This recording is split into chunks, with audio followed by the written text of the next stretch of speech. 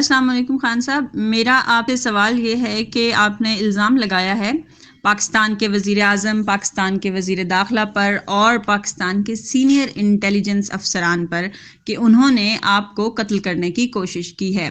یہ بہت سنجیدہ الزامات ہیں، اس حوالے سے آپ کے پاس کیا ثبوت ہیں؟ بیکی، یہ پلان 2 مہینے پہلے بنایا گیا تھا۔ میں جب 24 ستمبر کو عوام کے درمیان گیا تو میں نے عوام کو اس حوالے سے بتا دیا تھا۔ سب سے پہلے میں اس کا پس منظر آپ کو بتا دوں کہ میں یہ بات کیوں کر رہا ہوں اور میرے پاس کیا شواہد ہیں۔ یہ سلسلہ تب شروع ہوا جب مجھے گورنمنٹ سے نکالا گیا۔ تب سے لے کر اب تک یہ متوقع تھا کہ ہماری پارٹی مکمل طور پر گر کر اپنی ساکھ کھو بیٹھے گی، اور حقیقت میں یہ ہوا کہ وہ 2 خاندان جو 30 سالوں سے ہمارے اوپر حکمرانی کر رہے تھے اور ہم پر مسلط کر دیے گئے، اور اس پر عوامی رد عمل الٹا آیا۔ بجائے کہ ہماری پارٹی نیچے جاتی، ہم مقبول ہوتے چلے گئے اور ہم 75% انتخابات میں نشستیں جیت گئے، اور مجھے میدان سے باہر نکالنے کے لیے تمام کوششیں کی گئی۔ مجھے ڈسکوالیفائی کرنے کی کوشش کی گئی، مجھ پر دہشت گردی کے مقدمات بنائے گئے۔ دیکھیں خان صاحب، ہم اس کے پس منظر کے متعلق بڑی اچھی طرح سے جانتے ہیں، مگر میں آپ سے جاننا چاہتی ہوں کہ آپ کے پاس ثبوت کیا ہیں جو آپ نے الزامات لگائے ہیں؟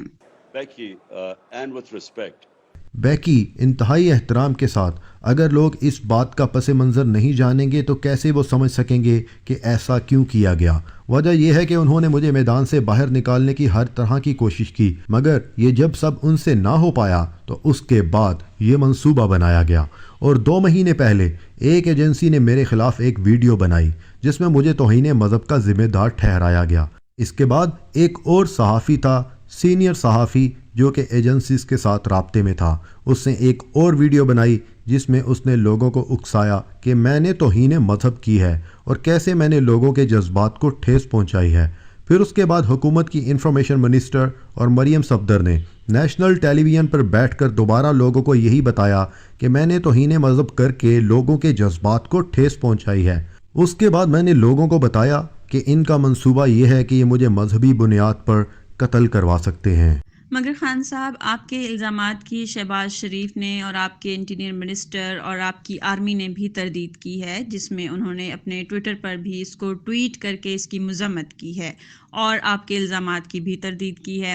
آپ کی منسٹری آف انفارمیشن نے بھی ایک ویڈیو جاری کی ہے جو اس بندے کی ہے جس نے آپ کو قتل کرنے کی کوشش کی ہے، جس میں وہ کہہ رہا ہے کہ آپ لوگوں کو گمراہ کر رہے تھے۔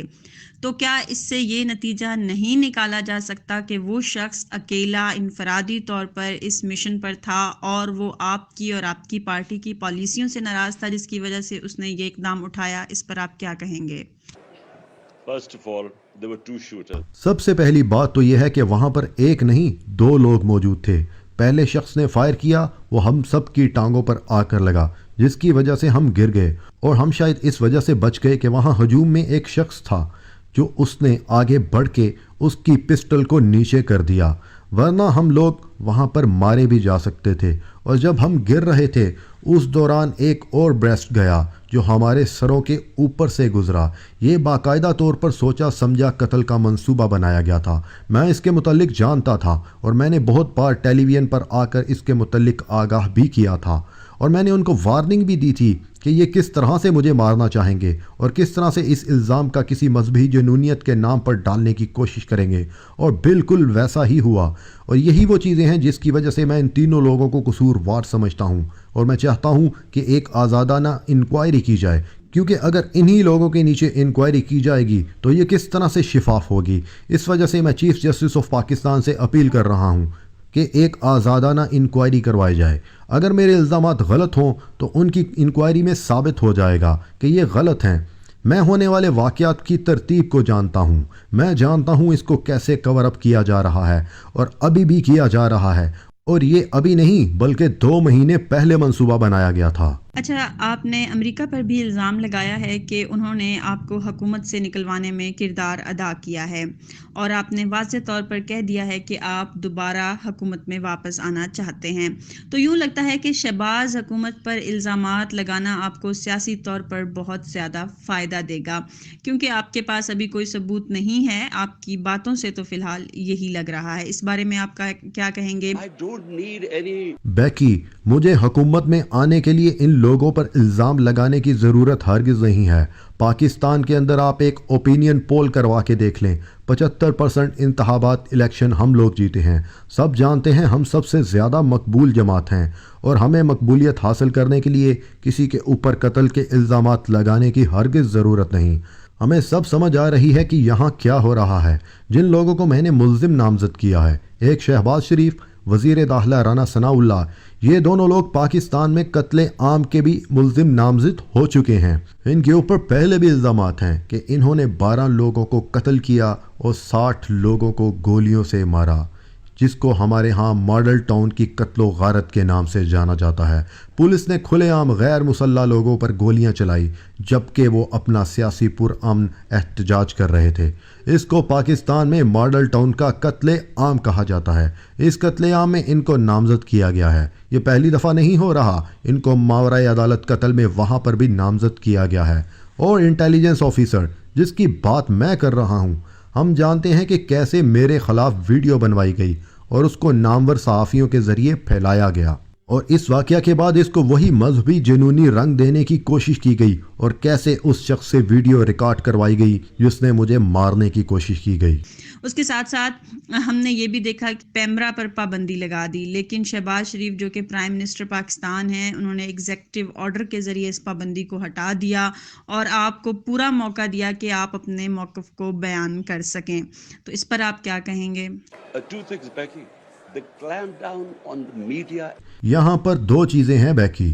پاکستانی میڈیا پر جو کریک ڈاؤن کیا گیا ہے، اس کی آج سے پہلے مثال نہیں ملتی۔ ہمارا ایک انویسٹیگیٹو جرنلسٹ ارشد شریف کچھ ہفتہ قبل جو کہ کینیا میں قتل کر دیا گیا، وہ اس سارے پلان کو بے نقاب کر رہا تھا جو میرے خلاف بنائے جا رہے تھے۔ اس کو پاکستان چھوڑ کر جانا پڑا، اور یہاں تک کہ وہ دبئی چلا گیا اور وہاں سے کینیا۔ اس کے بعد میرے معاون خصوصی اور میرے ایک سینیٹر کو یہاں پر تشدد کا نشانہ بنایا گیا، ان کے اوپر برہنہ کر کے تشدد کیا گیا۔ ان میں سے بھی ایک سینیٹر نے اسی انٹیلیجنس آفیسر کا نام دیا ہے جس نے اس کو مارا، اور پاکستان میں میڈیا کی آواز کو دبایا گیا ہے۔ اس کی مثال آج تک کبھی نہیں ملتی۔ اور رہی بات مجھ پر سے پابندی ہٹانے کی، تو یہ کس عدالت کے قانون میں لکھا ہوا ہے کہ مجھ پر پابندی لگائی جا سکتی ہے؟ اور کیسے ایک شخص جس کو قتل کرنے کی کوشش کی گئی، وہ کیوں کسی کا نام نہیں لے سکتا کہ جس پر اس کو شک ہو؟ اچھا خان صاحب، آپ ابھی تک شہباز شریف صاحب اور سینئر آرمی افسران اور انٹیلیجنس پر لگائے گئے الزامات پر قائم ہیں، اور آپ ایک انڈیپینڈنٹ انکوائری بھی چاہتے ہیں، لیکن مجھے اس بات پر حیرانگی ہے کہ کس کی طرف سے آپ کو ثبوت دیے گئے، یہ تھوڑا واضح کیجیے گا۔ سب سے پہلی بات تو یہ ہے بیکی کہ میں نے بالکل ایسا ہی اپنی 24 ستمبر کی پبلک سپیچ میں بتا دیا تھا کہ کس طرح سے یہ کسی مذہبی جنونیت کی آڑ میں مجھے قتل کروانے کی کوشش کریں گے، اور بالکل ویسا ہی ہوا۔ اور دوسری بات، میں 3.5 سال اس ملک کا پرائم منسٹر رہا ہوں، اور میرے انٹیلیجنس کے اندر لوگوں کے ساتھ تعلقات موجود ہیں، اور مجھے یہ انفارمیشن ان کی طرف سے بھی فراہم کی گئی تھی، اور یہ وہ لوگ ہیں کہ جو اس سارے پلان کو لے کر کے خوف زدہ ہیں اور اچھا نہیں سمجھتے کہ جو اس وقت پاکستان میں چل رہا ہے۔ اور پاکستان میں اس وقت جو حالات بنے ہوئے ہیں، تاریخ میں پہلے ایسے کبھی نہیں تھے۔ میں نے جنرل پرویز مشرف کا مارشل لا بھی لگتا دیکھا ہے، مجھے اس نے جیل میں بھی ڈالا ہے، مگر اس طرح کا جبر تو اس کے مارشل لا کے دور میں بھی نہیں تھا۔